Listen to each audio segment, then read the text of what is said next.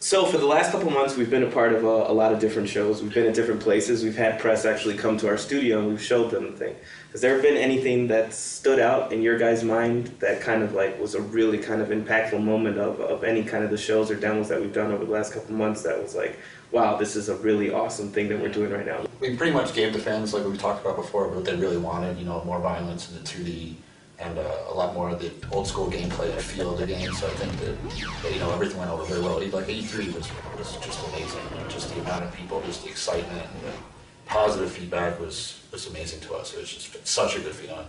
And it really helps to kind of to push us and spur us along to make sure that we don't, you know, kind of let down the fans. Now that we've built up all this excitement for everybody, we really want to deliver on making the product what it can be. Like when we were at the GameStop one. Yeah, the crowd. San Antonio. That was cool footage. The San Antonio show was really cool. We basically did a gameplay demo where we kind of showed people kind of the, you know, it's a little bit of the E3 demo where we really kind of showed the pillars of the game, this return to 2D, the return to the mature presentation, and then we ended the match with a fatality. So of course that gets like the biggest rise out of the crowd.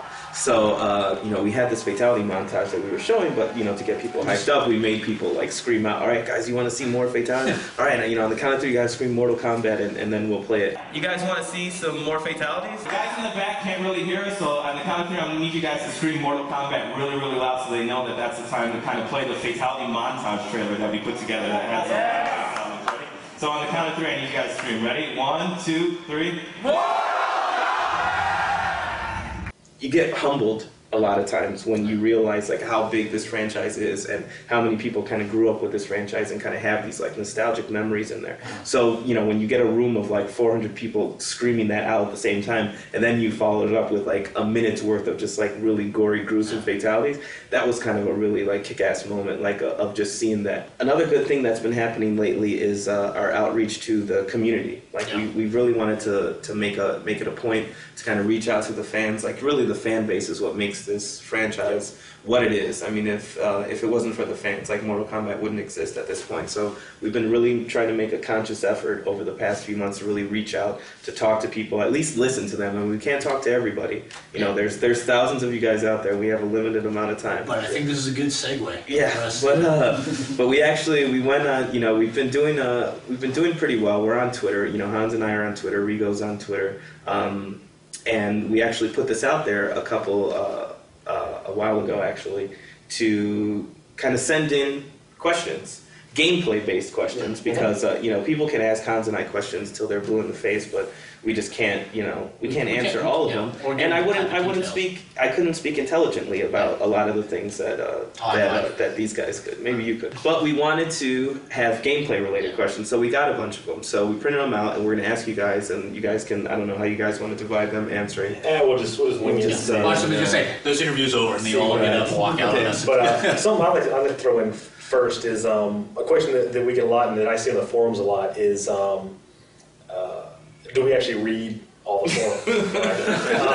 So in between page 6 of the forum. in between like, you know, the game compiling and things like that, we do actually go through and read all the major MK websites. So it just doesn't always crack me up because invariably I'll be reading through some thread about, you know, who knows what, about Sub-Zero or something, I have no idea. And someone will make a suggestion, someone's like, well, there's no way, you know, they're listening, blah, blah, blah, but we read all that stuff, so don't say anything too crazy about us, right? Yeah, don't say I hate John Edwards, that guy's such a jerk.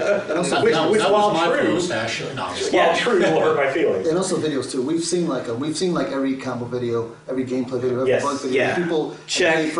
We know who you are. Check. We know who you are. There's pretty much every fighting game out there. We know pretty much everything about those games. Just by that's all we did was we sit around and we're gamers. We're gamers first and foremost. Like this is our job, but at the core of it, you know, we're all gamers. So we do pay attention to what the community's saying, and if there's a huge you know, kind of uprise of a comment, we're definitely not going to ignore it. We're definitely going to take advantage of it. Yeah, and at the same time, we're kind of limited to what we can, you know, I can't hop on the forums and answer a whole bunch of questions just randomly, because there's certain things we can talk about, certain things we can't.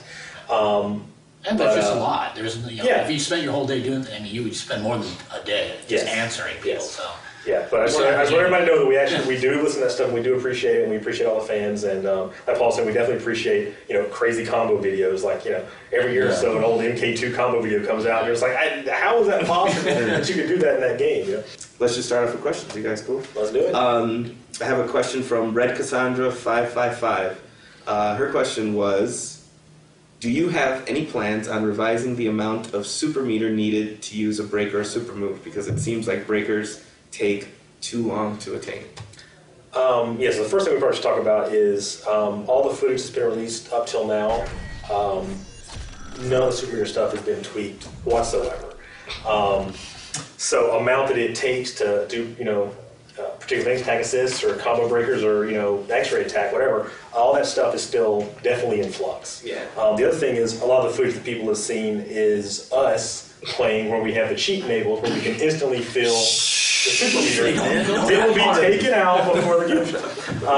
But so a lot of that footage is you'll see the meter just go from 0 to full instantly. So a lot of the super meter stuff, like any video that you see right now, don't take that as gospel. Don't think that, oh my lord, this builds up way too fast or way too slow. It's something that's constantly being tweaked and will be nice and balanced by the time the game ships. Mm-hmm. So there you have it. Cool. Here's one. It's from GWOK, GEWOK. Question is, will there be weapons in the game or just good old punches and kicks? Well, some of the characters that have weapons will use their weapons, but there won't be like a weapon in the background you can pick up and use like some of the other games. But like Scorpion, for example, does use the swords in his bag. Sub-Zero can actually conjure an ice sword thing out of him. Nightwolf uses his axe and his dagger in his fight style. So characters will use weapons that make sense for them. But they're not going to have their own independent weapon everyone has their own weapon. Yeah, right. Not like style. Yeah, they don't have like a complete weapon style, but something kind of goes along with really trying to get inject the personality of the fighters in there is to use all of their abilities, right? Even ones that aren't necessarily good enough or more powerful enough to be a complete special by itself. But it's cool seeing Sub-Zero summon a little icicle and jam it in the guy's chest in the middle of a combo, or have Katana actually use her fans as attacks and not only have it for her fan throw or her fan lift. So every character is going to have something unique, thematic, cool uses for all their abilities, whether it's special move in their X-ray or in their fight style. Yeah, we're actively actually thinking about it while we're coming up with the fighting styles. We're like, how can we use the fan in a combo? Yeah. What would be cool? Or what wouldn't be cool? So like Melina size, where she can stick them in her back. So. Yeah. Some cool gameplay stuff kind of comes from that as well. So. Cool.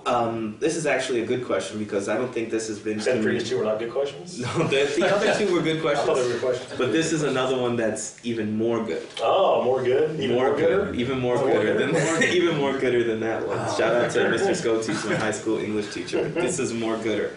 But I don't think this has been communicated that well. But it's a kind of a big change in the game for the philosophy of the game. And basically what we've done is that we've gone away from high punch, low punch, high kick, low kick to the front and rear punch.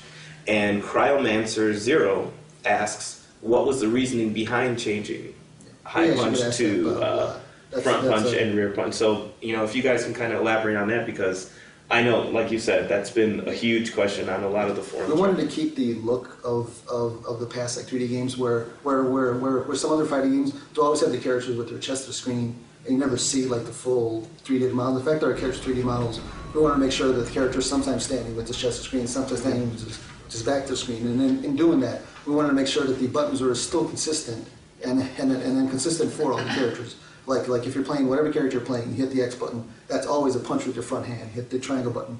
It's always a punch with your backhand. We wanted that to be consistent, and also we didn't want to just recreate the old game from scratch, because that was also not. I don't think people would be interested in just playing an old game with. Yeah. It's better for us.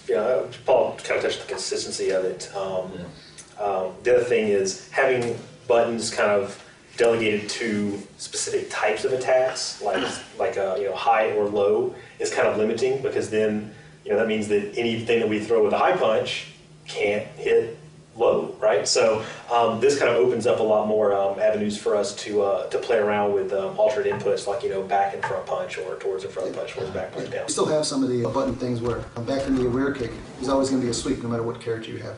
Down in the rear punch is always an uppercut, and down in the right punch is always like a little low jab. So characters will have that same type of formula in their fighting style. Yes, yeah. That consistency, I think, is something that was especially really important to Brian, which was some of the iconic things about the past 2D MK games were, the uppercut, the sweep, roundhouse, things like that.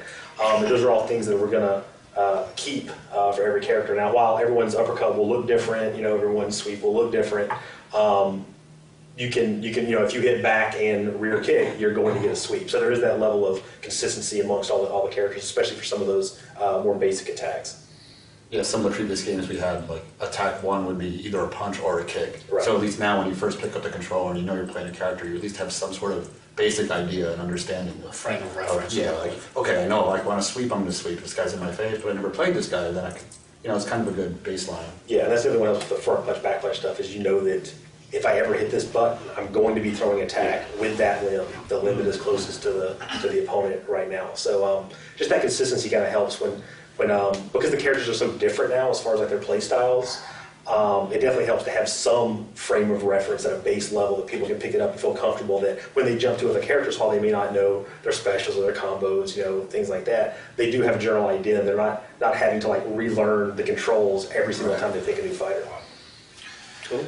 I think that was something that was really great about the 2D games as well. Like everybody, you just picked a character and you already, as soon as you played them the first time, you basically knew how initially to play, but then you build strategies, gameplay. Very accessible to. Yeah, that really speaks to what we're trying to do with this game, is making the game accessible to those people that maybe haven't played Mortal Kombat in a long time, but still giving that kind of extra layer. That was something you saw at the trade shows a lot too. People pick up the controller and already automatically knowing how to they're not fumbling with controls. They're like instantly doing it. Yeah, like everyone loves the uppercut, right? That's kind of like the MK thing. And so everyone can pick it up and just start throwing uppercuts, and it feels really cool and meaty when you hit someone with it.